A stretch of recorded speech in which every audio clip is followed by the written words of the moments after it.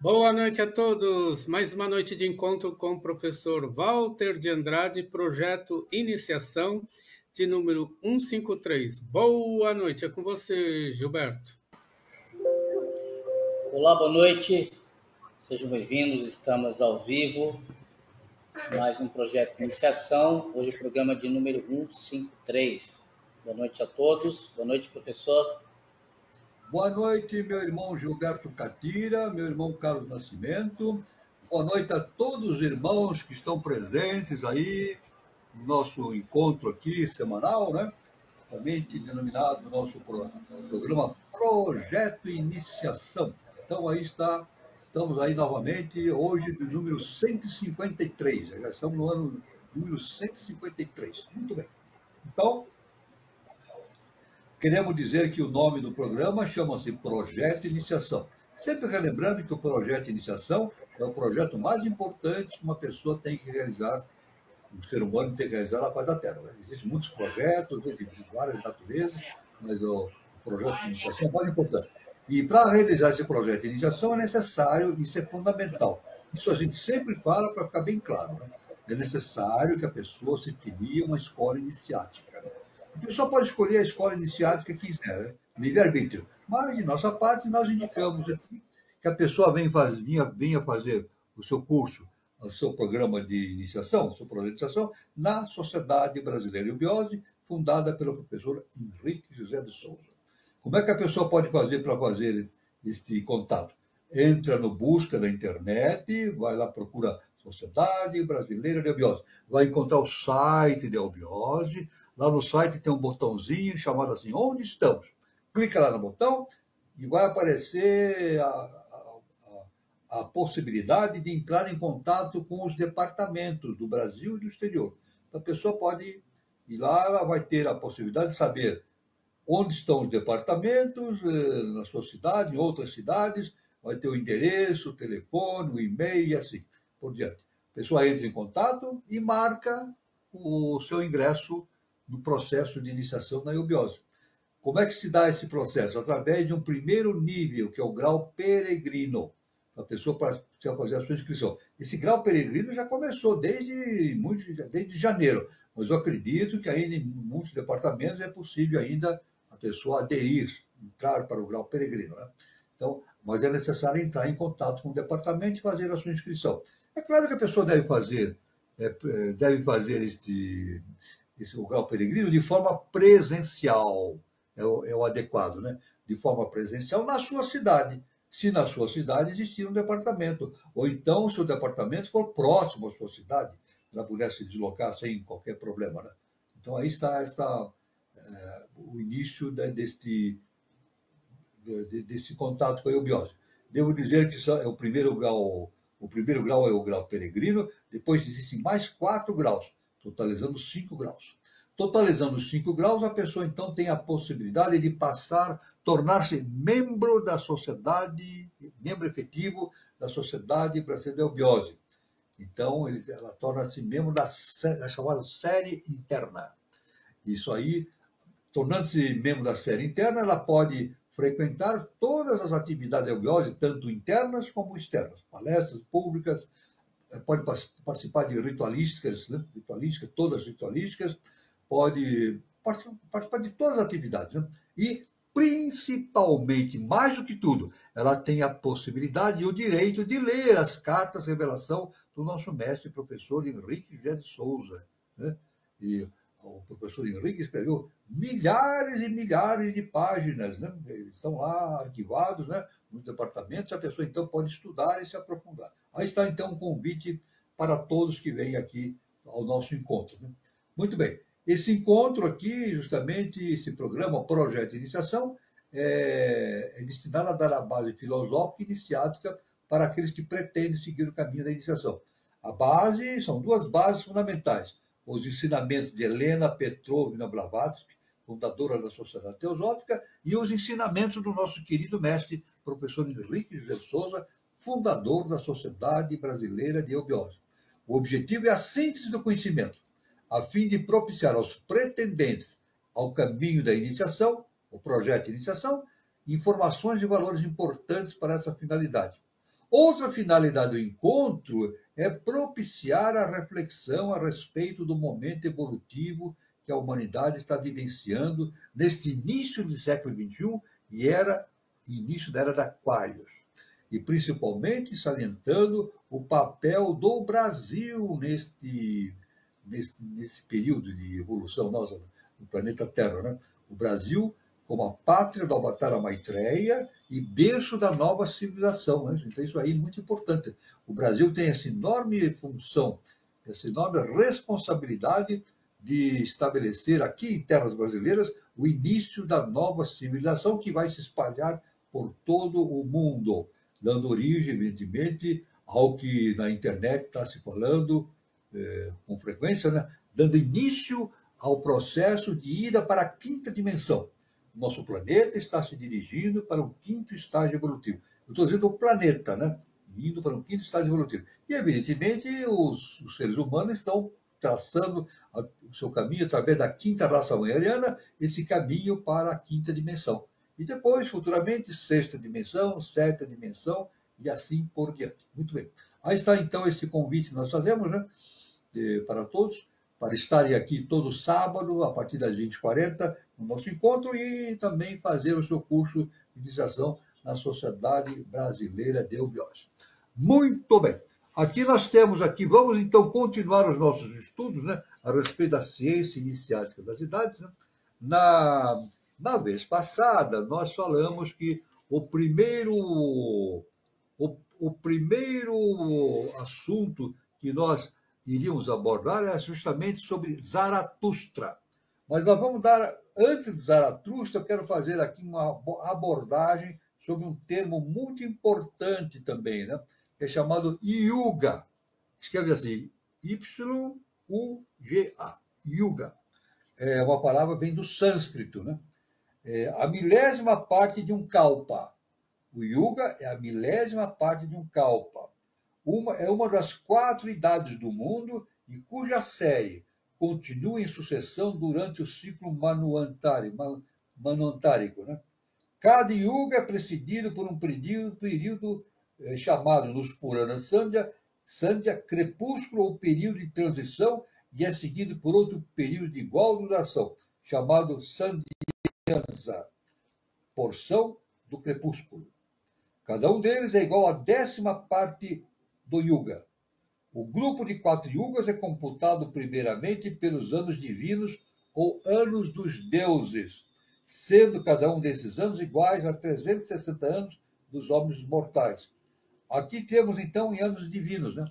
Então, nós temos a yugas, nós temos aqui a Sati Yuga, a Tetra Yuga, Dvapara Yuga e a Kali Yuga. Isso? A Sati Yuga, 4.800 anos. Treta Yuga, 3.600 anos.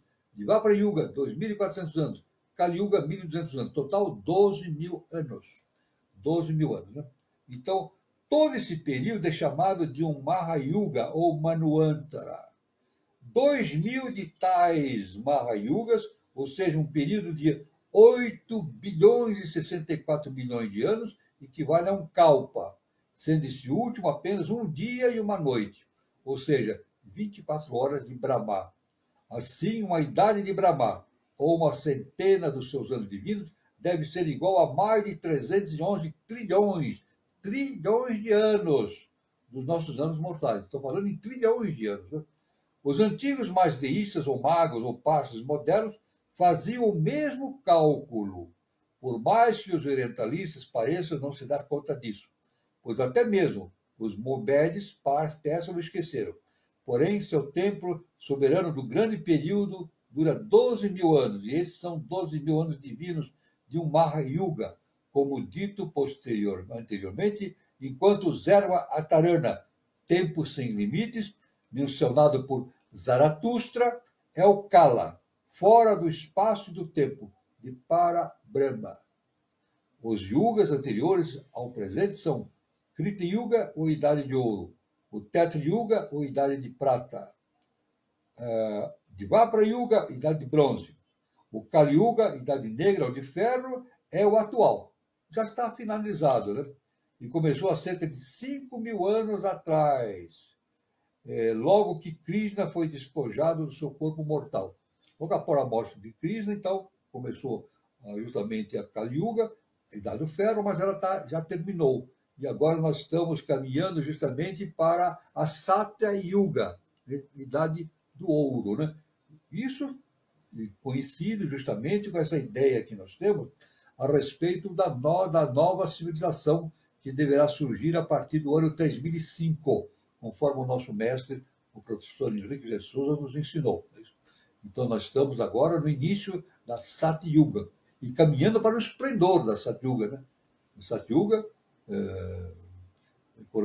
que nós dissemos aqui, tem um valor de 4.800 anos. O nosso mestre diz que depois do ano 3005 vão se passar 10.000 anos de evolução e essa evolução será magnífica. Mas não para por aí. A evolução é contínua, né? Eterna, né? Até dentro dos limites que o Deus tem, né?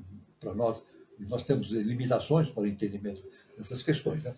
Então, são os tempos, a questão dos tempos, né? Agora, é claro que no próprio Evangelho, Jesus falou sobre o final dos tempos. É isso. O próprio Jesus no Evangelho diz que o final dos tempos nem os anjos sabem. Nem os anjos sabem a respeito do final dos tempos. Está no Evangelho. Somente sabe a respeito do final dos tempos o Pai Celestial. Pai Celestial. Nós entendemos, isso aí cada um deve tirar a sua própria conclusão, né? Que, na verdade, o final dos tempos significa a passagem definitiva para uma dimensão não mais polarizada, né? E que a consciência toma uma visão atemporal, né? E fora do espaço e do tempo. Aí, então, seria o final dos tempos. O que nós temos hoje não é o final dos tempos, é uma sequência cíclica de eras e mais eras, produzindo a evolução do ser humano e, especificamente, nesse estágio que nós estamos vivendo, significa a transição do planeta Terra para um novo estado evolutivo. A Terra vai deixar de ser um planeta de expiação para ser um planeta de regeneração. É por isso que, veja bem, tudo isso se está ocorrendo no planeta Terra. O planeta Terra é um paraíso. Vamos deixar bem claro? O planeta Terra é um paraíso belíssimo. Quem torna, na nossa visão, esse paraíso o inferno é a ignorância humana, né? A ignorância humana. Tanto que a gente fala mundo, né? A gente fala o nosso planeta de mundo. Se nós formos no latim, no latim, mundo vem do latim mundus, mundos. Sabe o que significa mundus? Significa puro, limpo, excelso. Tudo que é limpo, puro, excelso é mundus. Por isso que mundo é uma coisa limpa, excelsa. Tanto que quando a gente quer falar que uma coisa é suja, a gente fala que é algo imundo. Aí está a explicação. Quando nós queremos falar que algo é sujo, então nós falamos que se algo é imundo. É o contrário de mundo. Mundo quer dizer puro, elevado. Veja só, então o planeta Terra é uma morada celestial. O planeta Terra é uma morada celestial. E aqui nós estamos fazendo nossa trajetória evolutiva e muitos fazendo à custa do desempenho do seu karma, para resgatar seu karma, etc. Agora, mas é claro que a Terra também está, tudo no universo está sujeito à evolução. É isso? E o planeta Terra está passando por um processo evolutivo. O planeta Terra é algo celestial, né? E, então está passando justamente da fase, saindo da terceira e quarta dimensão e passando para a quinta dimensão. É por isso que até hoje, nos dias de hoje, né, a questão de uns anos para trás, está se comentando muito na internet a respeito da quinta dimensão. Isso aí o nosso mestre, o professor Henrique de Souza, já na década de 40, ele nos avisava a respeito desse processo que estaria acontecendo e que a partir do ano 3005 nós teríamos o início de uma nova civilização. Olha só que importante é este conceito, né? Especificamente disso que nós chamamos de Yuga. Yuga, né? Muito bem. Aí então entramos nesse conhecimento desse termo Zaratustra. Zaratustra, vamos ver aqui. O Zaratustra é o grande legislador e fundador da religião conhecida por nomes diversos, como mazdeísmo, magismo, parcismo, culto do fogo e zoroastrismo. Então, o nome é Zaratustra ou Zoroastro, é a mesma coisa. Né? São nomes diferentes para indicar a mesma consciência cósmica, né? Zaratustra ou Zoroastro. Aliás, a ideia que se tem é que não existiu um só Zoroastro, mas sim uma série de Zoroastro, uma dinastia. Né? Não foi um Zoroastro só, uma dinastia de Zoroastros, né, de seres que foram se projetando através dos tempos. Né? A época do último Zoroastro, por isso que aqui tem, HPB fala, a época do último Zoroastro, nessa dinastia ampla, né? A época do último Zoroastro, pois esse é o nome genérico, é desconhecida. E talvez por essa razão, Xanto de Lídia, que foi o primeiro escritor grego a mencionar esse grande legislador e reformador religioso, o situe cerca de 600 anos antes da Guerra de Troia. Esse estudioso, né, Xanto de Lídia, situa a existência do Zoroastro 600 anos antes da Guerra de Troia. Porém, quando é que começou a Guerra de Troia? Quando é que se deu a guerra? 1.200 anos antes de Cristo. 1.200 anos antes de Cristo. Então, essa ideia do Zaratustra está há 600 anos no início da Guerra de Troia. Né? Porém, onde está o historiador que possa nos dizer hoje? Quando se deu essa guerra? Aristóteles e Eudóxio assinalam uma data não menor a 6.000 anos antes do dia de Platão. E Aristóteles não era homem para fazer uma tal afirmação sem ter boas razões para isso. Beroso faz dele um rei da Babilônia cerca de 2.200 anos antes de Cristo. Porém, então, como pode alguém dizer quais eram os números originais de Beroso antes de seus manuscritos passarem pelas mãos de Eusébio, cujos dedos eram tão hábeis para alterar números tanto nas tábuas sincrônicas egípcias como na cronologia caldaica? Haug, um estudioso chamado Haug, dá a Zoroastro uma antiguidade não menor do que 1.000 anos antes de Cristo. Esse é um outro estudioso. A antiguidade de Zoroastro chega de 1.000 anos antes de Cristo. E Bunsen, diz que Zaratustra, Sipitama, viveu no tempo do rei Vistaspa, uns 3.000 anos antes da nossa era, e o descreve como uma das mais poderosas inteligências e um dos maiores homens de todos os tempos, justamente Zoroastro ou Zaratustra. Com datas tão exatas e com a completa extinção do idioma Zenda, cujos ensinamentos encontram-se traduzidos provavelmente de maneira mais desconexa para a língua pelve, uma língua, como demonstrou Damstetter, um estudioso, né? Acabou caindo em desuso já nos tempos de Sassânidas.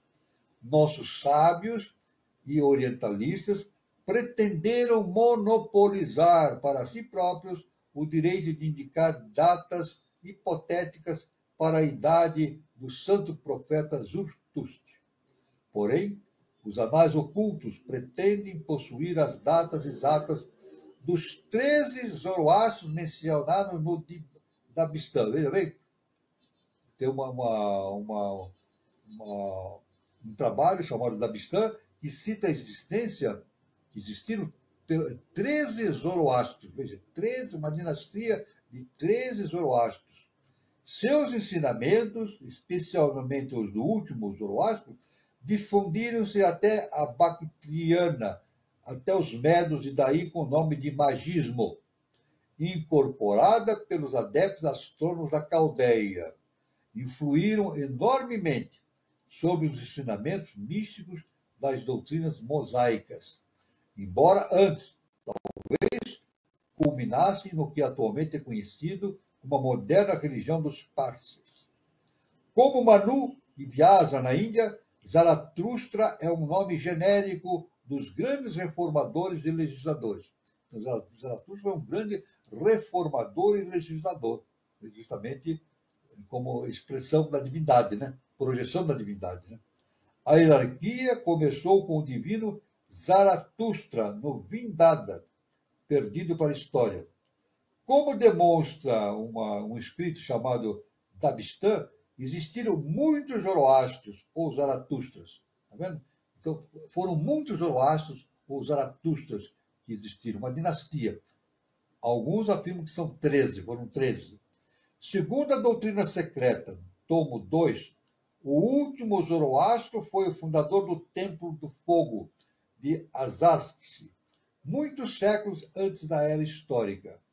Se Alexandre não tivesse destruído tantas obras sagradas e preciosas dos mandeístas, a verdade e a filosofia estariam mais inclinadas a convir com a história e conceber ao vândalo grego o título de grande. Então, HPB, olha que interessante, viu? Conforme esse registro aqui que consta dos ensinamentos de HPB, né? Que ela concebe como Alexandre o Grande destruiu muitas coisas.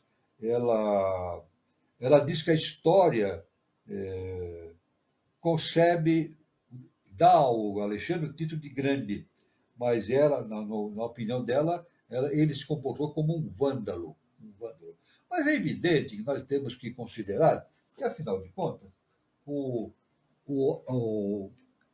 Alexandre o Grande, ele veio realizar um trabalho maravilhoso, né? Alexandre o Grande, ele veio determinar o fundamento, a plenitude do conhecimento grego, né? Ele perpetuou o conhecimento grego através do Oriente Médio e do Oriente, né? Ele difundiu, né, o pensamento grego, né? E pelas suas conquistas. É claro que ele usou o ferro e fogo, né?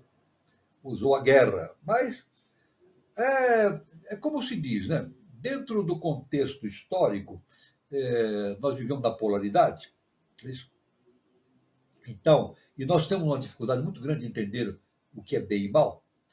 Na verdade, o que nós chamamos de bem e mal significa, na verdade, o necessário. Então, Alexandre o Grande fez o necessário, o que era necessário para fazer a expansão desse conhecimento grego, né? Através de outros povos, né? E também possibilitou o intercâmbio, né, cultural entre os povos, né? Entre os gregos e outros povos, né? de outras regiões. É sabido que Alexandre ele tinha um verdadeiro respeito pelo conhecimento grego. Aliás, ele foi educado, orientado, por Aristóteles. Ele não foi discípulo de Aristóteles, veja bem, é uma diferença, né? Não há aí uma relação de iniciação. Alexandre não era iniciado. Ele não foi discípulo de Aristóteles, ele foi aluno de Aristóteles, ele foi aluno. Então, Aristóteles, o rei da Macedônia, pediu para Aristóteles se deslocar para a Macedônia e se tornar professor de Alexandre, que depois se tornou-se Alexandre o Grande. E Aristóteles foi. Durante muitos anos, ele serviu como instrutor de Alexandre o Grande, né? E Alexandre tinha um respeito enorme pela cultura grega, né?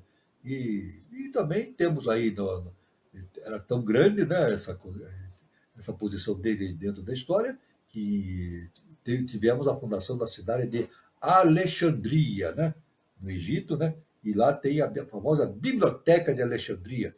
Até hoje existe, né? Até hoje existe a biblioteca, não aquela biblioteca antiga, que aquela foi destruída, né, em grande parte. Mas hoje existe lá uma localidade. A gente pode até consultar na internet e vocês veem em Alexandria umas construções lá, e lá está contido, tem uma biblioteca muito importante, né, em Alexandria. Então, quer dizer, dando continuidade àquela ideia do trabalho de Alexandre o Grande. Alexandre o Grande, né? Muito bem. Então aí temos, essa que é a verdade, não é o bem e o mal, é o necessário. A lei age através do necessário. Era necessário que Alexandre fizesse esse trabalho, né? Então foi necessário que ele fizesse. Muito bem. Então, Zaratustra. Agora, um outro assunto muito importante que nós temos agora que verificar aqui é justamente a palavra zodíaco. Zodíaco, olha que importante esse termo, né? Da palavra zódio, diminutivo de zoon, animal. Essa palavra é empregada com significação dupla, zodíaco, né? Tanto pode se referir ao zodíaco fixo ou intelectual, como ao zodíaco móvel e natural. Em astronomia, diz um entendido sobre o assunto, né? É um cinturão inimaginário no céu de 16 graus a 18 graus de largura, através do qual passa o caminho do Sol, a eclíptica, o caminho do Sol, no zodíaco, né? Contém as 12 constelações. Então, o zodíaco contém 12 constelações, que constituem os 12 signos do zodíaco, e das quais recebe os seus nomes. Como a natureza da luz zodiacal, a luz que vem do zodíaco, aquela figura triangular prolongada e luminosa, que por estar situada quase na eclíptica, com sua base no horizonte e seu vértice em alturas maiores ou menores, só pode ser vista durante os crepúsculos matutino e vespertino. E é inteiramente desconhecida pela ciência a origem, o verdadeiro significado e o sentido oculto do zodíaco. Veja, então, a ciência não tem consciência disso, do sentido oculto do zodíaco, e que foram e continuam sendo um mistério para todos, exceto para os iniciados. Os iniciados têm um perfeito entendimento a respeito da questão do zodíaco, né? Esses últimos, esses iniciados, guardaram bem seus segredos. Entre o caldeu contemplador dos astros e o astrólogo moderno, há atualmente um grande abismo. E, segundo as palavras de um estudioso chamado Albumazar, ano errantes entre os polos e os eixos celestes, entre excêntricas, centros, concêntricas, círculos e epiciclos, com a vã pretensão a algo mais do que a profana habilidade humana. Contudo, alguns astrólogos, desde Tycho Brahe e Kepler, de memória astrológica, até os modernos Zadkiels e Rafaels, tentaram fazer uma ciência maravilhosa, com tão poucos materiais ocultos que tinham à mão, desde Ptolomeu. Voltando ao zodíaco astrológico, propriamente dito, é um círculo imaginário que passa ao redor da Terra no plano do Equador, sendo Áries 0 o seu primeiro ponto. Começa em Áries. Então, é um círculo imaginário que circunda justamente o Equador da Terra, né? É dividido em 12 partes denominadas de signos do zodíaco, contendo cada um 30 graus de espaço. E nele é medida a verdadeira ascensão dos corpos celestes. Olha só que importante, né? Zodíaco móvel ou natural é uma série de constelações que formam um cinturão de 47 graus de largura, situado ao norte e ao sul do plano da eclíptica. A precessão dos equinócios é causada pelo movimento do Sol através do espaço, o que faz com que as constelações pareçam mover-se para frente contra a ordem dos signos, a razão de 50 e 1/3 de segundos por ano. Um cálculo simples demonstra que tal a razão da constelação de Touro encontrava-se no primeiro signo do zodíaco no princípio da Kali Yuga, e, portanto, o ponto equinocial caía ali. Neste tempo, também, Leão estava no solstício de verão, Escorpião no equinócio de outono e Aquário no solstício de inverno, e esses fatos formam a chave astronômica da metade dos mistérios religiosos do mundo, inclusive o esquema cristão. O zodíaco foi conhecido na Índia e no Egito desde tempos imemoriais, e o conhecimento dos sábios ou magos desses países em relação à influência oculta das estrelas e dos corpos celestes sobre nossa Terra foi muito maior do que a astronomia profana jamais poderá alcançar. Se ainda hoje, quando a maior parte dos segredos do Asura Maias e dos Zoroastros foi perdida, demonstra-se amplamente que os horóscopos e a astrologia judiciária estão muito longe de basear-se na ficção.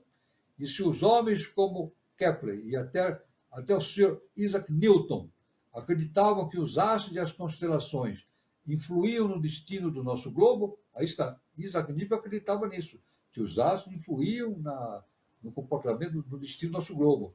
E seus seres, não é necessário nenhum grande esforço de fé para crer que alguns homens, iniciados em todos os mistérios da natureza e também a humanidade, todas as raças, todos os indivíduos pudessem ser afetados pelos signos do zodíaco. Então, aí nós temos essa afetação dos signos do zodíaco. Né? Agora, sempre lembrando que os astros, eles inclinam, mas não determinam. Né? Na verdade, isso é o princípio da astrologia. Né? Os astros, eles dão a possibilidade de, mas não determinam a existência de. Eles dão a possibilidade. Né? Eis aqui os nomes sânscritos que os antigos escritores hindus deram aos 12 signos do zodíaco. Então, na esfera sânscrita, os signos zodíacos eram os seguintes: Meca, Rikaba, Mitsuna, Karkataka, Sinha, Virgem, Tula, Birchica, Escorpião, Danos, Macara, Kumba e Mina, peixes. Então, esses eram nomes estranhos, né, para nós, que são os signos do zodíaco.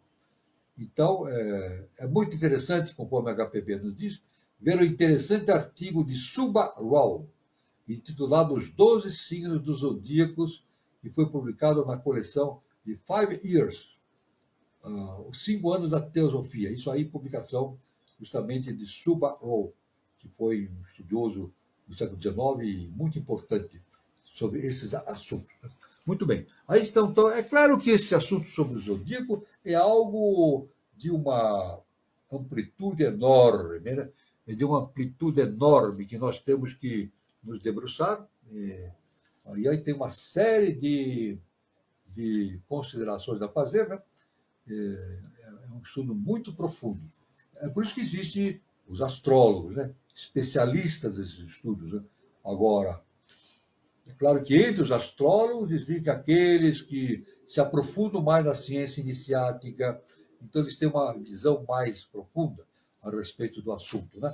Então, aí tem uma distinção entre as diversas classificações de astrólogos entre si, de acordo com a profundidade dos seus conhecimentos ou não a respeito da ciência iniciática. Né?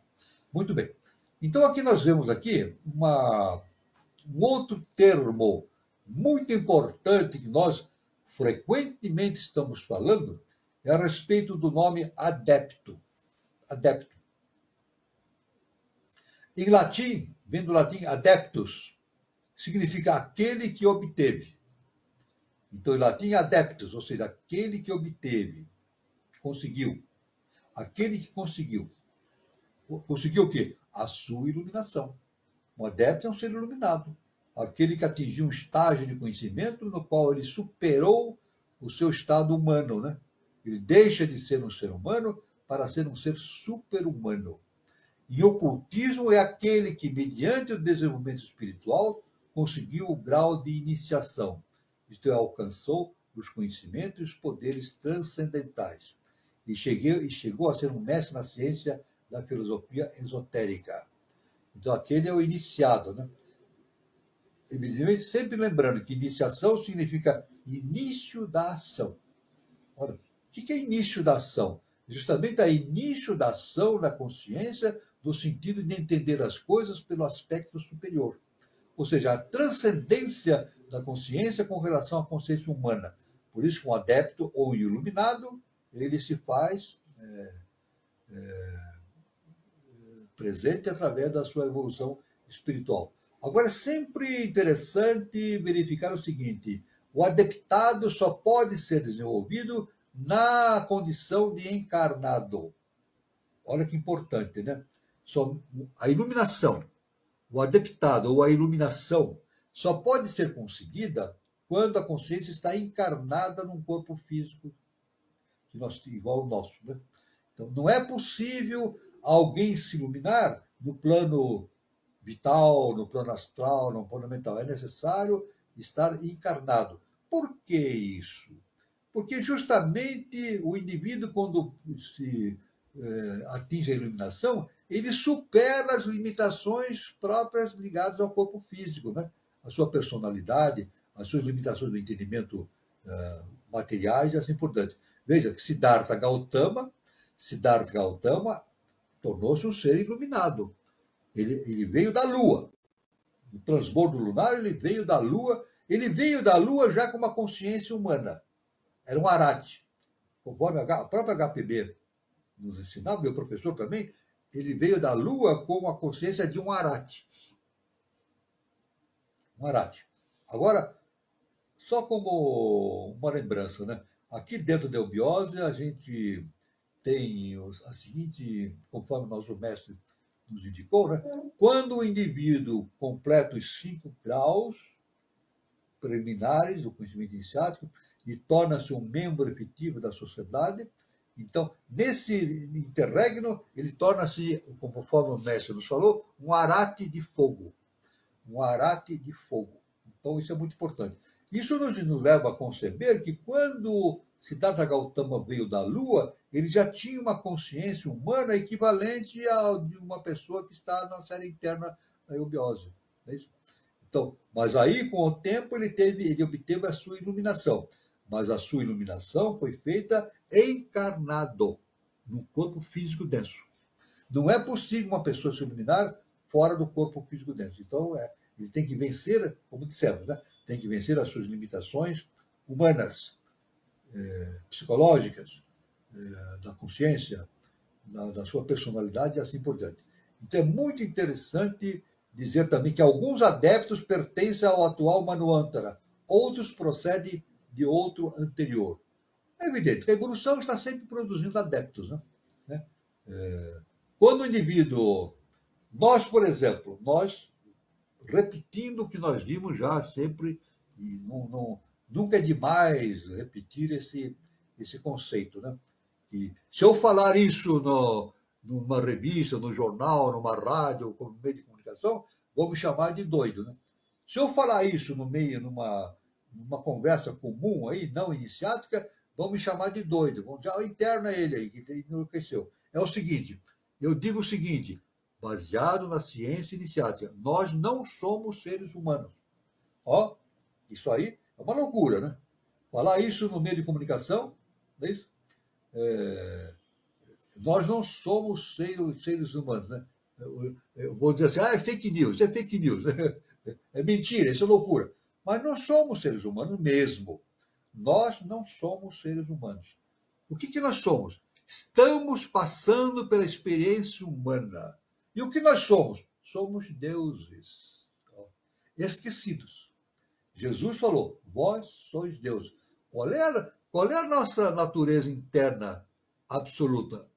Deífica.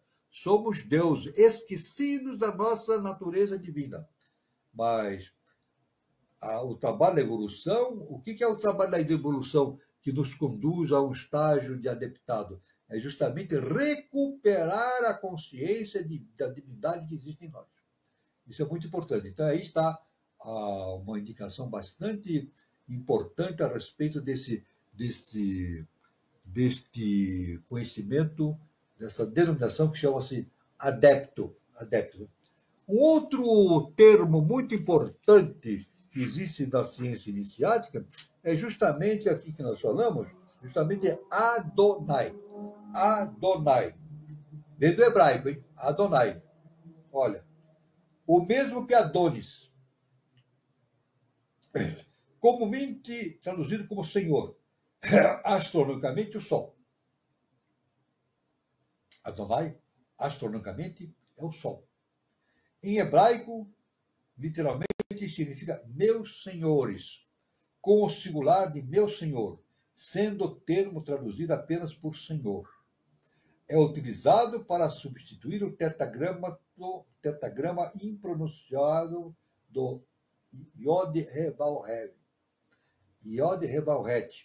que corresponde ao nome de Deus, ou Jeová, as 4 letras do hebraico, né? Yod-Heh-Vav-Heh, que corresponde ao nome de Deus. Quando em hebreu, em sua leitura, chegava o nome Jeová, Yod-Heh-Vav-Heh, fazia uma pausa e substituía por Adonai. Então, lá na antiguidade hebraica, né, não era permitido pela tradição judaica, né, que se falasse justamente o termo Yod-Heh-Vav-Heh, né, ou Jeová. Não podia se pronunciar Jeová.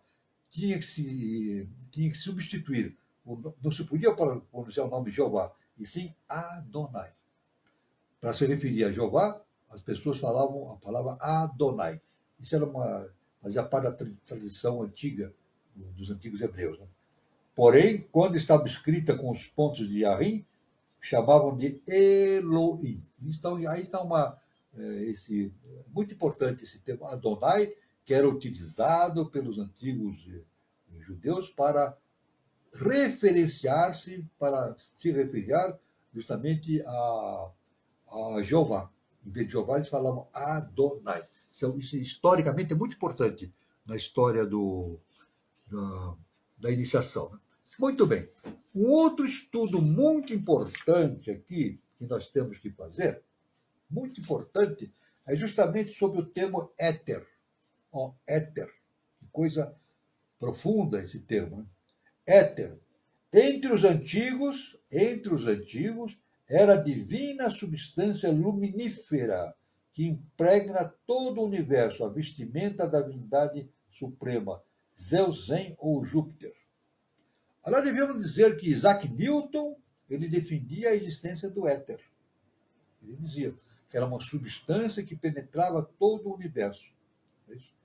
Não perceptível à nossa visão, né? A nossa percepção comum, mas ele dizia, ele afirmava a existência do éter. No século XX, a ciência pesquisou a respeito dessa substância que Isaac, se é que podemos chamar de substância, né? Isaac Newton denominava dessa forma, e a ciência chegou à conclusão que o éter não existe.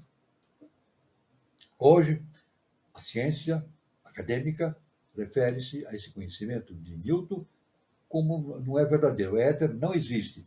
Isso no entendimento da ciência acadêmica, né? Muito bem? No esoterismo, o éter é o terceiro princípio do setenário cósmico, sendo o mundo material o inferior e seguindo depois a luz astral, o éter e o akasha, que é o superior. Então, na verdade, o éter, muita gente imagina que o éter seja o segundo trono, a mãe divina. Não.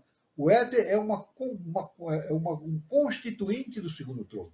É um plano referentemente ao segundo trono. É isso?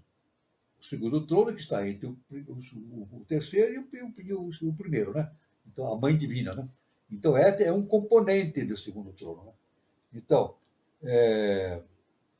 éter é o elevado princípio da entidade deífica, adorado pelos gregos e latinos com o nome de Pai Onipotente Éter e Grande Éter, em seu agregado coletivo, em sua potência e aspecto imponderável. O proteu gigante éter, alento da alma universal, é o quinto elemento, a síntese dos outros 4, é o akasha dos hindus. Então, referentemente às dimensões, nós podemos nos referir ao quinto elemento. Justamente está ligado com a nossa tendência de caminhar para a quinta dimensão, né? Justamente essa zona etérica. A zona etérica, né? O éter, tal como era conhecido pelos filósofos antigos, muito antes de Moisés, veja bem, muito antes de Moisés, esse conhecimento, né? Com todos os seus mistérios e propriedades ocultas, e contendo em si mesmo os germes da criação universal, é o caos primitivo. O caos primitivo. Devemos dizer que o caos, na verdade, não significa desordem, mas é uma composição estável, a estabilidade no universo. que nós podemos entender como imanifestado, de maneira genérica, né? Mas o caos, na verdade, significa uma organização universal, né? O caos não é uma... A gente entende o caos como uma bagunça. Não, não é isso, não. O caos é uma organização universal que existe no fundo de todo, no âmago de todo o universo, né? O éter superior, o Akasha, é o Adite dos Andus, a Virgem e a Mãe Celestial de todas as formas de seres existentes, de cujo seio logo tenha sido incubado pelo Espírito Divino, foram chamados à existência, a matéria, a vida, a força e a ação. Então aqui a gente vê a Virgem e Mãe Celestial. Aqui no nosso conhecimento ocidental, nós temos que Jesus foi gerado pela Virgem Celestial, né? E a gente vê que no entendimento comum, né, no entendimento da religião, mas existe a Virgem Maria, né, que é algo... a virgindade é uma característica fundamental da Virgem Mãe, né? Mas essa Virgem Mãe está relacionada ao segundo trono, né? E isso está relacionado também com o ensinamento dado por Moisés. Moisés dizia que logo no início existiam as águas virginais. Existiam as águas virginais. É isso. E que Deus pairava sobre as águas. Está lá no Pentateuco, né? Lá em Gênesis, né? No início, o Pai Celestial pairava sobre as águas, nunca antes tocada. E num determinado momento, Deus, né, tocou essas águas virginais e formou a Terra com todas as suas possibilidades. Então, aí, por isso que originou-se esta ideia na Igreja Católica da virgindade de Maria. Não é verdade? Aliás, Maria vem do latim mare. De onde vem Maria? Vem do latim mare. Mare é mar. Então, água, né? Mar, água. Então, a água virginal. É isso? Então, isso é muito importante, essa questão da então, a Virgem Maria. E mais do que nunca, viu? Na ciência iniciática, o segundo trono tem a cor azul. Olha só. Na ciência iniciática, o segundo trono tem a cor azul. O terceiro trono é vermelho, tem a cor vermelha. O segundo trono é azul. E o primeiro trono é amarelo. São as três cores fundamentais.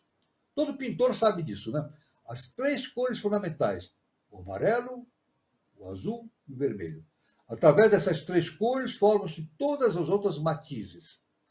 O pintor, tendo essas três cores fundamentais, ele forma todas as outras cores. Hoje não. Hoje os pintores compram em tubinhos, latinhas, as cores, as tintas já vêm prontas, né?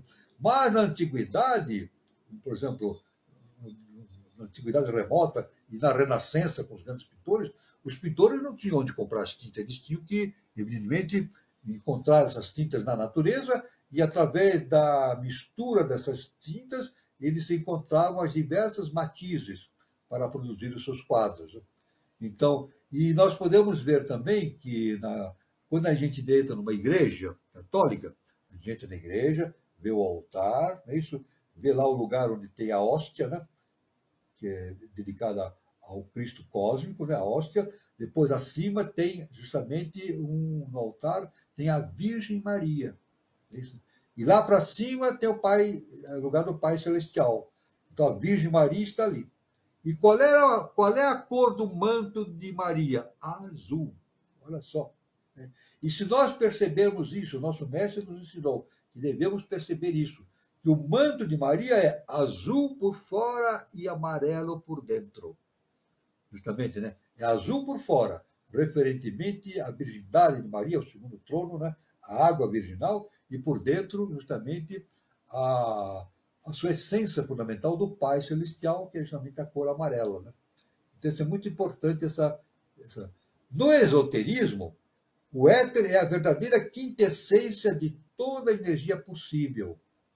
O agente universal, composto de vários agentes, ao qual são devidas todas as manifestações da energia do mundo material, psíquico e espiritual. Então, tudo que nós temos aqui no mundo físico vem do éter, do segundo trono. Tudo que nós temos aqui provém do segundo trono. Então, por quê? Porque é a Mãe Celestial. A Mãe Celestial que produz. Tanto que a Mãe Celestial gerou 7 deuses, que justamente estão relacionados com os 7 sistemas evolutivos. Isso aí, quem vier para a biose e quem lê também a ciência iniciática de HPB, tem esse profundo entendimento a esse respeito. Né? Que a Mãe Celestial originou 7 deuses. E esses 7 deuses estão originando os 7 sistemas evolutivos. Então, assim, no esoterismo, o éter é a verdadeira quintessência de toda energia possível. O agente universal, composto de vários agentes, ao qual são devidas todas as manifestações da energia nos mundos material, psíquico e espiritual. Do éter, em seu mais elevado aspecto sintético, uma vez antropomorfizado, nasceu a primeira ideia de uma divindade criadora universal. Então, tudo provém do éter. Aqui no nosso mundo objetivo. Né? É claro que tudo provém do imanifestado, né? De Deus. É isso. Nós temos aqui primeiro, segundo e terceiro trono. Né? Depois, acima do primeiro trono, nós temos o Sol central. E acima do Sol central, nós temos o imanifestado. É um mistério muito grande entender essa relação que existe entre o imanifestado e o manifestado. A HPB diz que é um grande mistério que tem que ser resolvido pela humanidade. Né? Quando a gente fala humanidade, a gente pode entender pelo sistema solar, por todas as consciências do sistema solar, e, quiçá, também falando da nossa galáxia, e de todas as galáxias. Né? E entender justamente essa relação que existe entre o Pai imanifestado e o produto da sua ação, né? Justamente no mundo manifestado, ou mundo maiábico. Então, isso é uma coisa muito importante nesse entendimento. Né? Veja como as coisas se aprofundam, né? E a gente vai tendo uma visão bastante interessante a respeito de todo esse entendimento. Né? Então, aí está, então, ainda se tem muita coisa para falar a respeito desse termo éter, que é um assunto vastíssimo, e nós vamos, evidentemente, em outras oportunidades, continuar com esse estudo, que é um estudo que não tem fim. Não tem fim, né? Muito bem. Nós agora, continuando o nosso estudo, nós vamos entrar aqui, dar sequência justamente àquilo que nós temos desenvolvido nos nossos encontros, que é o estudo do simbolismo arcaico das religiões, que é um estudo muito importante, dado justamente já por HPB no século XIX, né? Justamente num capítulo chamado Simbolismo Arcaico das Religiões. E o nosso mestre, ele age nesse conhecimento amplo, dando uma série de definições extraordinárias, de difícil entendimento, mas que a gente, a pouco e pouco, a gente vai se aprofundando e vai tomando consciência. Né? Então nós podemos dizer o seguinte. Vamos dizer o seguinte, né? Vamos aqui. Os beduínos sabeus, vamos continuando, né? Os beduínos sabeus invocavam de noite no deserto isolado a hoste estrelada dos céus.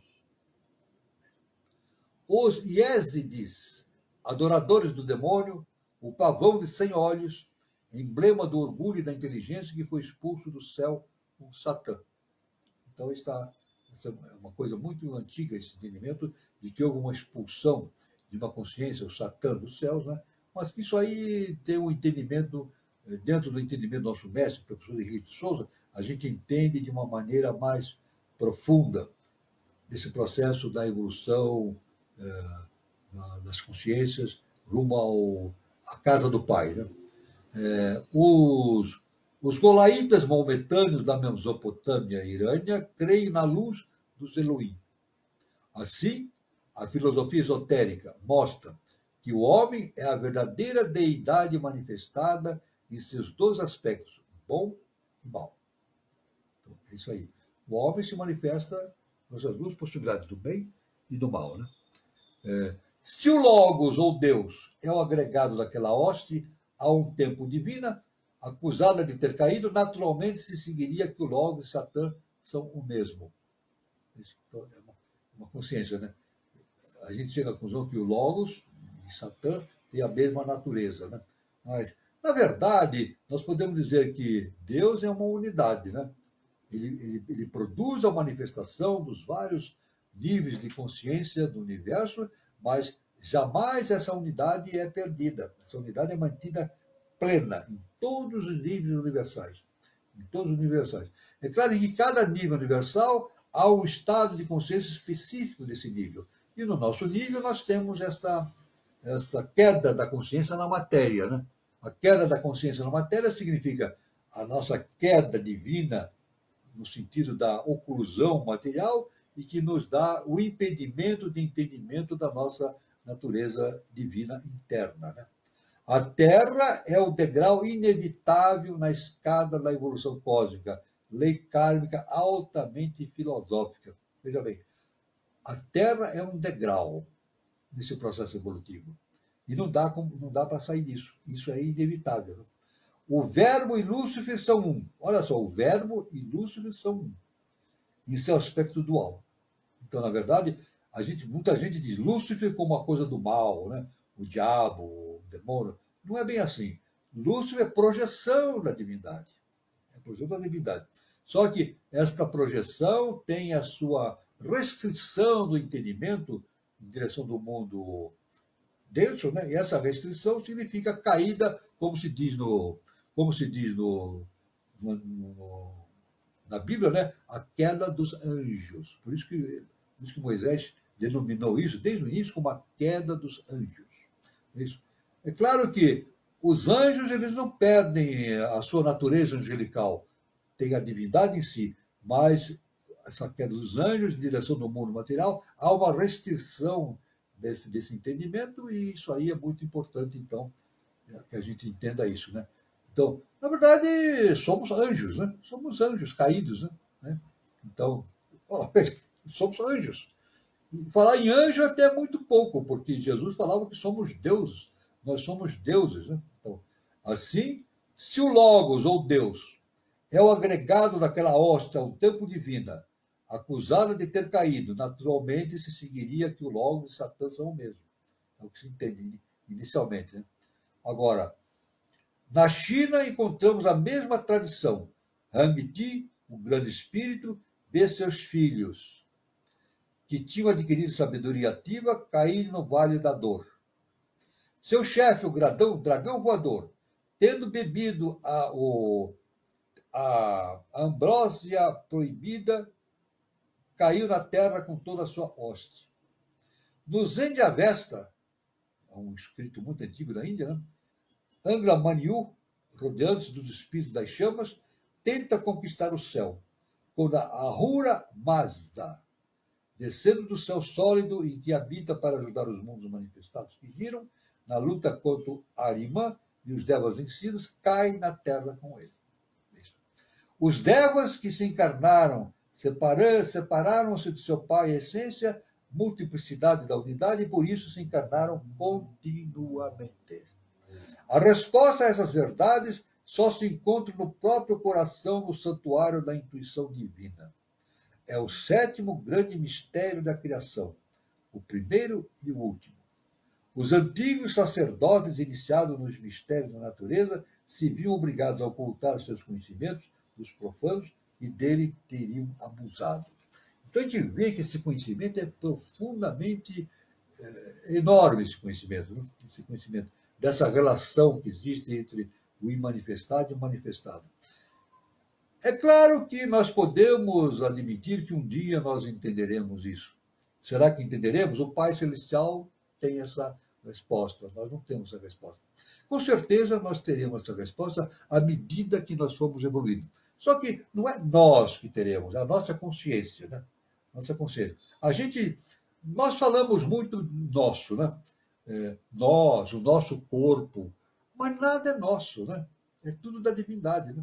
A gente fala no nosso mundo objetivo, todo mundo fala o meu corpo, porque o meu corpo, né? Fala do meu corpo. O corpo é nosso? Não, nem o nosso corpo é nosso. O que o nosso corpo é? É emprestado. Esse corpo que nós temos é emprestado pela divindade para a realização da nossa transformação interna, Nem o nosso corpo é nosso. Nós não temos nada, na verdade. Ao mesmo tempo que não temos nada, temos tudo pela oportunidade que temos de expandir o conhecimento. É isso? Quando o indivíduo liberta-se das qualidades terrenas, ditas infernais, e passa a agir no mundo da intuição, dos mundos superiores, ele se liberta das suas restrições e passa a viver realmente o momento da eternidade. Então, nós não temos nada, na verdade, né? O que nós temos em nós é a possibilidade do desenvolvimento do nosso entendimento até atingir um entendimento altíssimo dentro da escala de evolução cósmica, né? Então, não temos nada. Temos essa possibilidade da evolução extraordinária pelo cosmos, né? E isso é muito importante para nós, seres humanos, termos essa noção desse projeto cósmico da evolução, né? Que a ciência astronômica tem uma visão apenas superficial, né? A astronomia tem uma visão superficial do universo, né?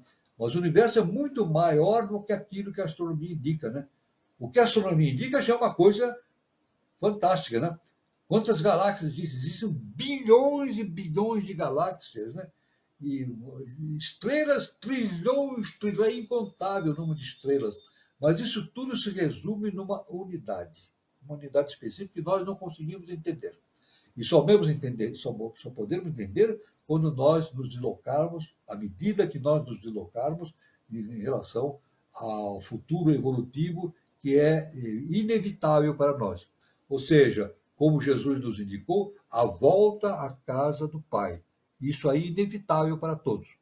Demora um pouco mais, um pouco menos, mas Jesus, inclusive, chega a dar uma relatividade a essa questão, né, da progressividade do conhecimento, né? Porque num determinado ponto do Evangelho, ele diz o seguinte: os últimos serão os primeiros.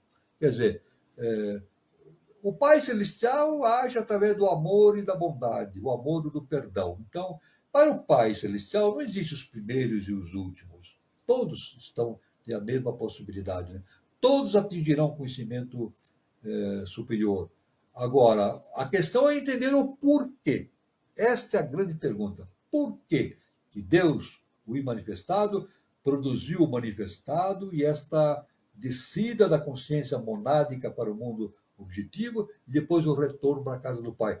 Esse é o grande mistério que a HPB afirma que é o grande mistério que deverá ser entendido pela humanidade e que nós podemos dizer pela humanidade, pelas consciências do sistema solar, pelas consciências da nossa galáxia e de todas as galáxias existentes pelo universo afora. Então, aí são observações muito importantes a respeito dessa sabedoria do simbolismo arcaico das religiões, né? E nós continuaremos, em outras circunstâncias, em outras oportunidades, a abordar esse assunto de enorme importância para o nosso desenvolvimento interno, a nossa iluminação. Muito bem. Meu irmão Carlos Nascimento, estou encerrando aqui a parte inicial, né, dessa exposição, e eu passo a palavra ao nosso Carlos para dar a abertura para a participação de todos os nossos irmãos. Muito bom, professor. É interessante, né, todas essas histórias referentes à religião, né?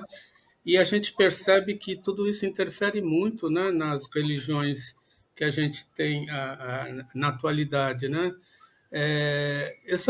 Com relação ao éter, professor, será que a teoria da relatividade de Einstein, qual é a relação que existe em relação ao éter, professor? Veja bem, uma boa pergunta e é uma pergunta, claro que é uma pergunta muito difícil, né? Muito difícil, né?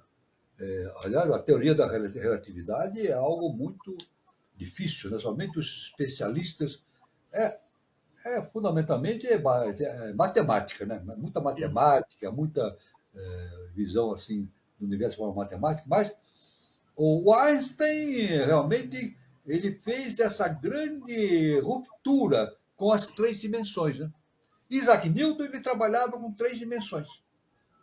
Três dimensões. É isso? Se refletiam na existência da própria materialidade, né? Existe um corpo físico, esse corpo físico se movimenta, tem uma velocidade, não é isso? aí tem uma noção do tempo e do espaço, isso aí é relacionado com a terceira dimensão. Eu não quero dizer que o Newton era uma consciência de 3 dimensões, não é isso que eu estou falando. Não é isso que eu estou falando. Pelo contrário, o Newton era um ser de enorme evolução espiritual. Ele tinha uma visão de 5ª dimensão, 6ª dimensão. Os entendidos sabem disso. O Newton tinha conhecimento, Sir Isaac Newton, né? Ele tinha conhecimento muito a respeito das ciências orientais. Depois de descobriram agora no século XX, né? No século passado, né? Que inclusive acharam um baú pertencente ao Newton, né, que tinha lá muitos trabalhos ligados à Índia, etc., que o Newton estudava. Só que ele não podia entrar nesse sentido, porque ele estava a serviço da ciência acadêmica, né? Então ele não podia. E também estava relacionado com a questão da religião, de Deus, conforme o entendimento religioso. Então ele se referia apenas a 3 dimensões. Agora, Einstein não, ele veio e quebrou isso aí. Ele já veio dizer, não, existe uma 4ª dimensão. É o caminho. O Einstein realmente é um gênio, né? Ele abriu justamente a visão do mundo para uma 4ª dimensão, na verdade. E é claro que outros virão na ciência iniciática já vieram, né? Seres dando esses conhecimentos, mas na ciência acadêmica muitos virão e realizarão estudos, e já está acontecendo hoje na física quântica, né? Indicando que existe a 5ª dimensão, 6ª dimensão, 7ª dimensão, e assim por diante. Né? Lá, a teoria do caos, né? Hoje, a teoria do caos, né? Que é também da física quântica, dá a noção de que existem 11 dimensões no universo. 11 dimensões. Então, a ciência diz, a física quântica, que existem 10 dimensões, e a 11ª é o tempo. Mas, mesmo assim, a física quântica avança e nos dá a visão de que não existe tempo e espaço. Tempo e espaço é zero. É incrível, né? É claro que a física quântica começa a mergulhar a pouco e pouco no conhecimento iniciático, né? E o conhecimento iniciático é esse, o tempo e espaço é zero. Não existe, o tempo e espaço é zero. O que existe são as propriedades vibratórias. O que fundamenta são as qualidades vibratórias. E tanto que hoje a física quântica nos diz, né, a teoria que tudo no universo é vibração, né? Existe uma teoria, que eu estava escapando o nome, né? Uma teoria específica da ciência, que tudo no universo é vibração. Isso. Então, agora lembrei, a teoria das cordas. Me lembrei o nome. A física, teoria das cordas. Nós podemos até imaginar as cordas como a lira, né? A lira de Orfeu, né? O Orfeu tocando a lira, com diversas vibrações sendo emanadas, é a mesma coisa. Então, o universo tem uma grande lira, com as cordas, a teoria das cordas, e essas cordas vibrando vão originando os sistemas planetários. Na verdade, tudo é vibração, né?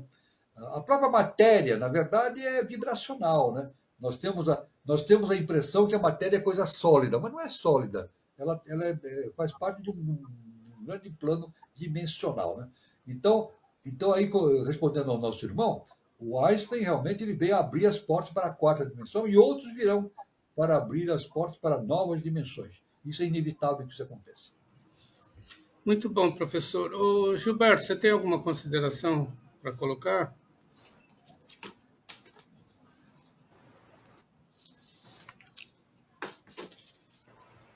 Opa, peraí que meu som estava fechado aqui. Muito bem, vamos lá. Ricardo, para o pessoal que está acompanhando, não esqueça de deixar aí o like aqui no vídeo, aqui ao vivo agora, na transmissão, ou se você estiver assistindo gravado, clica aqui embaixo no like, que ajuda aí na divulgação e para que a plataforma possa impulsionar aqui o nosso conteúdo, né?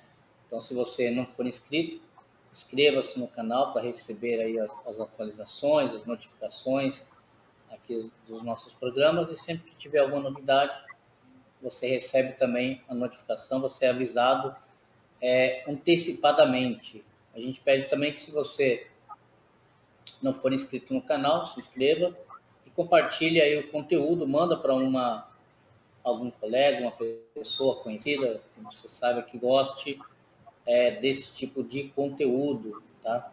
E para quem está estudando, ainda não conhece, ou que esteja chegando agora, ou que esteja iniciando aí os seus estudos, ou que ainda não tem conhecimento de todo o que nós produzimos aqui no canal, temos aí todo o material produzido aqui por nós, com exclusividade aí do professor Walter, que te auxilia no entendimento inicial, pelo menos, né, a se familiarizar com essa linguagem da iniciação, do esoterismo, de modo geral, te ajuda bastante, pelo menos, a ter uma ideia, abre um pouco, né, o conhecimento e dá oportunidade para você escolher, e te ajuda aí no início, né, principalmente para quem está começando, seja por conta própria ou começando fazendo os graus, caso você escolha aí alguma escola iniciática como a eubiose, por exemplo, o conteúdo que é colocado aqui tem todos os tópicos, pelo menos, né? Claro que de maneira resumida, mas é dentro da linguagem daquilo que é estudado dentro da iniciação. Então, nós temos aí hoje o programa de número 153, então tem muito material, todos dentro desses temas, então tem muita coisa, muito interessante, vale a pena, e pode estudar aí à vontade, que tem para quem está iniciando, né? Para quem está começando agora o peregrino, tem algumas unidades que estão iniciando, algumas já iniciaram, algumas ainda dá tempo. Quem tiver interesse, entra lá, faz contato lá no site da eubiose.org, tem lá todos os contatos, ainda dá tempo. Querendo, ainda dá tempo. Sempre tem um jeitinho. Eu queria comentar também, professor, antes de fazer uma pergunta, o senhor falou aí das teorias, tem aquela teoria do gato de Schrödinger também, né?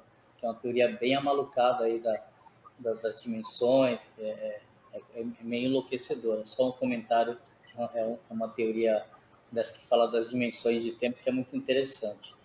E eu queria fazer um comentário e uma pergunta, muito rapidamente, sobre o Zoroastro, né? Foi uma cultura, quer dizer, ainda, né? Para quem não sabe, foi muito forte no Império Persa, né? E hoje ainda é praticado no Irã. Muita gente acha que o Irã é islâmico, né? As pessoas acham que o Irã mas o Irã é persa, né? E lá é o zoroastrismo, né? E foi uma cultura muito forte, né? Na época, né? Durante o Império Persa. E hoje tem um pouco ainda estava fazendo uma pesquisa, os curdos, né? Praticam, né, o zoroastrismo, um pouco na Índia, mas é muito pouco ainda, tirando o Irã, praticamente assim não se tem no mundo, né? Ficou ali restrito. Dá para a gente ter uma ideia do que aconteceu, porque várias outras religiões, várias outras filosofias, né? Durante o tempo eles foram assim, se espalhando pelo mundo, em várias nações, né? Ficaram bem misturadas, né? E o zoroastrismo ficou restrito ali, né, naquele pedaço e quase não se fala assim, né, de modo geral. Dá para a gente ter uma ideia por que isso aconteceu? Bom, nós vemos o seguinte, que isso aí da ciência iniciática a gente entende, né? Que o trabalho de Moisés tem influência de várias correntes de conhecimento muito mais antigas do que Moisés, né? Da Índia, de Zaratustra, Zoroastro, do Egito e assim por diante, né? Então a gente vê na... Agora, por que Moisés escreveu a sua Bíblia e ele não citou as suas fontes, porque não era para citar. Na verdade, o Moisés ele preparou o caminho para a vinda de Jesus, o Cristo. Na verdade, o sentido desse conhecimento todo é a síntese do conhecimento. Então, Moisés deu aquela tônica do ciclo para dar justamente a tônica para que Jesus, o Cristo, viesse e desse a sua mensagem, conduzindo a humanidade para o terceiro milênio e para os milênios que se seguirão, né? Na quinta dimensão, sexta dimensão e assim por diante, né? Então, isso é muito importante. Ele serviu de veículo para esse conhecimento. Mas o Cristo, o próprio Jesus, o Cristo, ele podia ter falado em tudo isso, né? Ele era um mestre. Ele podia, na sua fala, ter falado em Zoroastro, ter falado na Índia, yoga, mas ele não falou. No Egito, ele sabia de tudo isso. Mas ele se restringiu a dar um conhecimento que estava relacionado com a casa de Israel. Era esse o trabalho dele, sintético. Mas a gente vê que no Sermão da Montanha é uma síntese de tudo, né? Quem vê o Sermão da Montanha vê a síntese de todo o projeto evolutivo da humanidade ali, né? A gente pode dizer assim, quem quiser partir para uma nova dimensão e seguir seu caminho através da evolução no nosso planeta, no universo, é só seguir o Sermão da Montanha, está tudo ali. Então, de maneira genérica, de maneira sintética, Jesus sintetizou. Então, Jesus fez a síntese do conhecimento. Não era necessário fazer isso. Só que agora, no segundo milênio, né? E quando apareceram aqui grandes instrutores, né, trazendo esses conhecimentos profundos, houve, evidentemente, o aparecimento de Blavatsky, do professor Henrique de Souza, etc., né, e reavivando esses conhecimentos da antiguidade e vendo que aquilo que Jesus, o Cristo, deixou não era simplesmente uma palavra isolada, ela refletia o conhecimento de uma antiguidade muito grande. Isso é verdade, isso vem de longe, não só da Índia, mas vem da Atlântida, vem lá de tempos imemoriais. E vem, evidentemente, do Pai Celestial, né? Tudo isso vem emanações do Pai Celestial. Então, esse é o caminho evolutivo que a humanidade está seguindo, né? A síntese desse conhecimento para, finalmente, dar origem a uma nova civilização. Agora, é claro que nessa síntese nós também podemos entender analiticamente todas essas questões, entrando em profundidades do conhecimento de maneira esotérica, né? Agora, uma coisa é muito clara, né? Como nosso professor Henrique de Souza nos ensinou, nada acontece por acaso. Isso tudo está interligado. Se eu pegar a Bíblia, tem uma ligação profunda com o Egito, ligação profunda com Zoroastro, com a Índia. É claro que a linguagem é específica para aquele momento, mas era uma linguagem sintética de todo aquele conhecimento anterior, né? E isso dando uma guinada, dando um caminho para a eclosão do segundo milênio, terceiro milênio e outros milênios que se seguirão, né? Então, é assim o conhecimento. O conhecimento vai progredindo, mas nunca vai se esparzindo. O conhecimento não vai se distanciando de uma fonte original. A fonte original é preservada, né? E nós vamos analisando e vendo que tudo se interliga, tudo interage, tem uma mesma origem. Isso é muito importante, esse entendimento, né? E isso a gente vê no professor Henrique de Souza, né?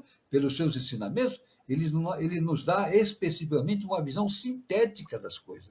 Quem vier para a eubiose vai sentir isso, né? Ele dá uma visão sintética desse conhecimento, nos empurrando para um conhecimento do futuro, justamente sintético e universal. Isso é muito importante, toda essa visão geral da expansão da consciência rumo a novos patamares evolutivos, né?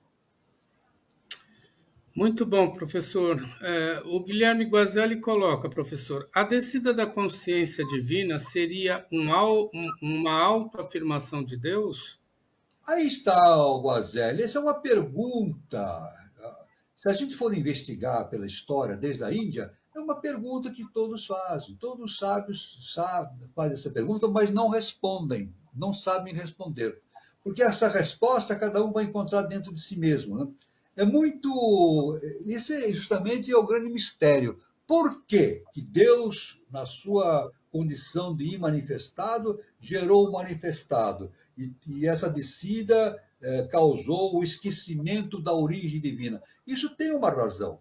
Tem uma razão, mas ninguém sabe. Ninguém sabe o que vai acontecer, né?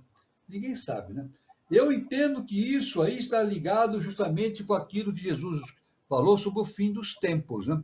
Quando ocorrer os fins dos tempos, quando houver esse fim dos tempos, que só Deus sabe, como o próprio Jesus fala, nem os anjos sabem, o fim dos tempos é justamente a unificação de todo esse conhecimento fora da especificidade do tempo e do espaço. É o fim dos tempos, na verdade. Uma unificação do conhecimento dentro de uma visão superior deífica, né? Então, afirmar que a descida da consciência de vida seria uma autoafirmação de Deus, não dá para responder isso. Nós não temos uma resposta definitiva. Os sábios, a gente pesquisando, a gente vê muitos pesquisadores, estudiosos, dizendo que Deus olhou-se no espelho, que Deus, muitos dizem assim, Deus não queria ficar sozinho, Deus queria se autoafirmar. Mas é uma pergunta, são condições que não satisfazem as nossas inquisições, né? Então, não satisfazem porque nós não temos ainda uma consciência superior espiritual suficiente para entender esse fato, né? Nós somente entenderemos no momento que nós chegarmos ao fim dos tempos, ou seja, o desligamento de toda a materialidade e dentro de uma consciência específica universal. Agora, quando acontecerá? Conforme Jesus afirmou, né? O fim dos tempos, só Deus, só o Pai sabe, né? Então ninguém pode afirmar isso, né? O fim dos tempos, a gente pode entender, isso é uma hipótese, né? Conforme Jesus, né? Seguindo as pegadas de Jesus, o fim dos tempos seria geralmente o reencontro dessa consciência que se projetou, foi projetada para os mundos objetivos, o reencontro dessa consciência consigo mesmo e ter uma visão celestial, uma visão ampla do universo de maneira inequívoca, né? Então, é uma forma de se entender, mas não é uma resposta definitiva. Agora, uma coisa é certa. De uma coisa nós podemos ter certeza, né? Cada um vai ter que descobrir isso por si mesmo. Não é a religião que vai dar resposta a isso, não é a ciência, não são os mestres, não é ninguém. Cada um terá que entender isso por si mesmo. Aí fala-se autoconhecimento. É por isso que vem a palavra, né? Autoconhecimento. Cada um deverá entender o mistério dentro de si mesmo, através do seu próprio caminho evolutivo. Muito bom, professor. O senhor falou que Moisés não cita todos os ensinamentos e Jesus também não. Será que pelo motivo, professor, de que eles acreditam que a ideia de todo o desenvolvimento filosófico e religioso é de Deus e não de um povo ou de uma região? Pois é, Jesus nunca citou as suas fontes. Olha só que interessante. Jesus nunca citou outras fontes a não ser a Bíblia. A tônica dele, né? Ele podia ter citado outras fontes. Mas o importante que a gente pode verificar é o seguinte: o seu pensamento nunca se desviou desses conhecimentos. Se a gente confrontar o conhecimento de Jesus com o conhecimento da Índia, de Zoroastro, do Antigo Egito, tudo coincide, faz parte do mesmo conhecimento. Então, não é o fato dele não ter afirmado a existência de outros conhecimentos que eles tenham se desviado. Não, ele manteve-se intimamente ligado com esse pensamento, né? Então, de maneira sintética, né? Agora, é claro que agora, no nosso mundo moderno, a tendência dessa é justamente a gente ampliar esse conhecimento e ver as devidas particularidades de cada movimento. Isso faz parte do conhecimento amplo, né? De toda a questão. Mas Jesus ele unificou, a gente sente uma unificação extraordinária, né? Quando ele fala assim, Deus é amor e perdão, isso é presente em todo o conhecimento esotérico. Qualquer conhecimento esotérico digno desse nome tem esse fundamento: Deus, amor e perdão. Se não tiver esse conhecimento, ele não tem o nível do conhecimento esotérico, né? Então, ele nunca se desviou disso, ele permaneceu firme nisso, né? Mas é claro que agora, no novo desenvolvimento da nossa civilização e das novas etapas da nossa civilização, a gente vai conhecendo com mais profundidade, mais diversidade, esses conhecimentos para ampliar nosso entendimento, né? Mas a verdade, como voltamos a afirmar, né? Cada um deve conhecer essa verdade dentro de si mesmo. Muito bom, professor. Eu vou passar os recados, porque a gente já está chegando no finalmente. Eu quero comunicar a roda de conversa dessa próxima terça-feira. Então, aqui no canal Conexão 3005, toda terça-feira e agora dia 15 de abril de 2025, no mesmo horário, às 20h40, temos a nossa roda de conversa com o tema Iniciação Feminina, de Cagliostro a JHS. A palestrante é a Marina Almeida e ela falará sobre a transição da era de peixes para aquário, sobre a ótica da iniciação feminina na maçonaria egípcia lunar, arquitetada por Cagliostro, o mito de Osíris e o papel da mulher como baluarte neste ciclo. Como isso impacta na iniciação trazida por JHS e na missão da mulher na era de Aquários? Então, um tema muito interessante, né? Um tema atual, né? Porque a gente está na transição entre a era de Peixes e Aquários. E qual o papel, né? A iniciação feminina nesse panorama. E os mediadores serão Eduardo Nunes e Daniela Troncoso. E lembrando, é dia 15 agora, terça-feira, às 20h40. E eu queria já antecipar, né, falar sobre uma palestra pública que vai ter lá na Sociedade Brasileira de Eubiose, Departamento de Santana, que fica lá na Rua Conselheiro Saraiva 538, é perto do metrô Santana. O palestrante é José Maldonado, ele é membro do Departamento da Eubiose da Lacerda Franco, São Paulo. Ele vai falar sobre os Vimanas da antiga Índia e o fenômeno dos discos voadores, reflexões sobre o tema, a abordagem de algumas leituras do livro Vimanika Shastra, que descreve diversas máquinas voadoras da época antediluviana. Seria apenas uma mitologia da época? Então, o tema é interessante, principalmente para quem gosta do assunto, né? Vimanas, ufologia, discos voadores, e será no sábado, 3 de maio, às 16 horas. É aberto ao público, a entrada é gratuita. E além de presencial, para quem quiser assistir, né, prestigiar o Maldonado, também será transmitido aqui pelo canal Conexão 3005 no YouTube, ok? E eu queria também falar sobre o Espaço Shakti Nova Era, é um centro de terapias holísticas que fica lá, a sua matriz é lá na cidade de São Lourenço, sul de Minas Gerais. Quem estiver passando por São Lourenço, faça uma visita, o endereço está aí, é para Celena Jefferson de Souza 38, anexo 1. Para mais informações por WhatsApp, o número está aí, é 35 997 566874. E o endereço no Instagram, @Shakti Nova Era. Lembrando que tem filial da Shakti no departamento de Brasília e também 2 endereços no departamento dois endereços aqui em São Paulo, no departamento de Santana e departamento do Sumaré. E como o Gilberto Catira falou, né, dos cursos da série Peregrino, o departamento de Santana começou já em março, mas ainda tem condições de fazer a inscrição. A série Peregrino toda segunda-feira, às 20 horas, no departamento de Santana, Conselheiro Saraiva 538, Santana. E lembrando que outros departamentos, tem muitos departamentos que começaram agora em abril, né? A Lacerda Franco começou agora em abril, e também pode ser feito online pelo EAD. É só entrar aí no site da eubiose.org.br e pegar mais informações. Bom, é isso, professor. Não sei se tem mais alguma pergunta. Ah, o Guilherme colocou aqui, professor. Guilherme Gazelli coloca: no Mudra de Jesus, paz e amor, ele indica que traz a consciência de Júpiter e Saturno. O que quis dizer? O que ele quis dizer com isso, professor? Teríamos algo novo?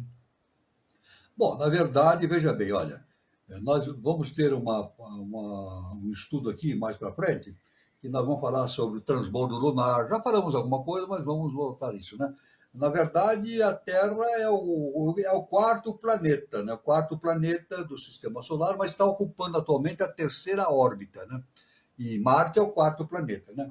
Mas nós podemos ver que Marte e Terra têm uma relação muito próxima, porque justamente Marte está ocupando o lugar da Terra, que era antigamente, e a Terra está na órbita lunar, que era inicialmente, né? Mas existe ainda o Marte como quarto planeta, quinto Júpiter, sexto Saturno, né? Aliás, quinto é o Marte é uma quinta coisa, depois 6 é Saturno e 6 é Júpiter, 7 é Júpiter? Saturno. Isso. Então, aí tá, então é 6 e 7, né? Finalizando esse caminho, né? Tanto que é importante dentro aqui do nosso estudo eubiótico, né, que as revelações dadas pelo nosso mestre provêm de uma consciência superior chamado JHS, no qual H é o Sol, Hermes, né, o Sol. E J é Júpiter e S é Saturno. Então, aí JHS significa justamente essa correlação de Hermes, Sol, Júpiter e Saturno, né? Júpiter e Saturno, então, estão na cadência evolutiva, são as próximas etapas na evolução da consciência que vai sair da Terra e caminhar para esses outros planetas, né? Tudo, né, todo o sistema solar tem vida, né? E paulatinamente essas vidas vão se expandindo nesse caminho, nessa projeção evolutiva através dos planetas, né? Isso é um assunto muito difícil de se entender, mas a gente pode entender, pode ter uma visão clara através da cosmogênese, da antropogênese de HPB e dos ensinamentos do professor Henrique José de Souza. Então, aí está então a relação que eu posso fazer entre Júpiter e Saturno, né? Interessante, professor. Essa relação que o senhor fez com o nosso mestre Henrique José de Souza é a mesma relação que tem com Jesus, JHS? Jesus seria o Hélio e Júpiter e Saturno? Eu não sei afirmar isso, né? Jesus, eu não sei realmente, não Porque, tem nenhuma. porque tem uma referência a Jesus, né? JHS também, né? Eu não tenho referência. Você tem referência? Não tenho. Não, mas parece ser interessante. Eu acho que É interessante, interessante. Jesus seria o Hélio, o Sol, né? E ele teria uma ligação com Júpiter e Saturno. Pode ser também, pode ser também. Pode ser também, é interessante. Todos esses termos são termos que não estão aí por acaso, né? Não estão por acaso. Tudo tem uma relação. Noção, a sua relação, a sua importância, né? Então talvez tenha relação, sim. É. Eu não posso especificar aqui com profundidade, mas podemos estudar isso aí, podemos estudar. Olha, professor, muito bom. Não tem mais pergunta. A gente. Eu só quero falar, só uma observação que eu queria fazer. Fala. A nossa irmã vai fazer uma palestra sobre a consciência feminina, não é isso? A nossa irmã. Isso. Iniciação feminina. Deixa eu colocar aqui, ó, professor. Ela vai falar sobre. Marina Almeida. Marina Almeida. Ela vai Ela falar fala sobre. assim, nos peixes, o mito de Osíris e o papel da mulher como baluarte nesse ciclo. É isso que eu quero dizer. O papel da mulher como baluarte desse ciclo. Então, quando nós falamos do papel da mulher, especificamente nós estamos falando da Mãe Divina, do segundo trono. Isso aí, revelações do mestre, isso aí são revelações do mestre. O mestre nos diz, deixou em casa a revelação seguinte: quando o indivíduo, qualquer que seja homem ou mulher, esteja tentando atingir o seu adeptado, a sua iniciação, ele tem que fazer a sua relação cada vez mais estreita com a Mãe Divina. Olha, ele tem que se aproximar cada vez da Mãe Divina, justamente do segundo trono, né? Para obter justamente a sua condição de adepto, né? De iluminado. Então, esse é o papel. Então, esse papel feminino é muito importante. O papel feminino é muito importante. Por isso que várias vezes eu digo que o papel da mulher, eu até brinco assim, né? Brincando, mas falando com certeza, eu digo assim, a mulher que manda no mundo, né? Então, é o pensamento feminino, o segundo trono que dá esse ritmo, né? Evolutivo importante. Então, reencarnar como mulher é algo importantíssimo, né? Nós não somos homem e mulher, né? Cada um nasce de acordo com o seu ciclo, a sua necessidade de carne, nasce como homem, como mulher, aí se vai variando, né? Mas toda vez que nasce como mulher, nasce com uma importante responsabilidade, né? E função de, como a nossa irmã Marina vai falar, justamente a mulher como o equilíbrio, né? O ponto focal para esse processo de desenvolvimento de uma nova civilização.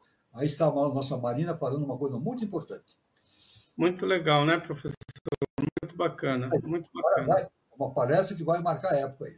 Vai, muito bacana. Professor, estourando um pouquinho o horário. Pessoal, eu queria agradecer a todos pela participação, agradecer ao professor Walter pelo conhecimento que ele trouxe aqui hoje, agradecer a todos que nos prestigiaram, que nos assistiram, que se manifestaram, né, de alguma maneira, e desejar a todos um bom final de sábado, um bom domingo e até terça-feira com a palestra da Marina. Um tema muito interessante. Até o próximo projeto de iniciação, de número 154. Boa noite. É com você, Gilberto. Isso aí, boa noite a todos. Bom finalzinho de sábado para todo mundo, bom domingo. E até o próximo programa. Boa noite, professor. Boa noite, meu irmão Gilberto Catira. Boa noite, meu irmão Carlos Nascimento. Uma boa semana para você. Amanhã é chamado de Domingo de Ramos, né? Domingo de Ramos. Depois, na próxima domingo, teremos a Páscoa, né?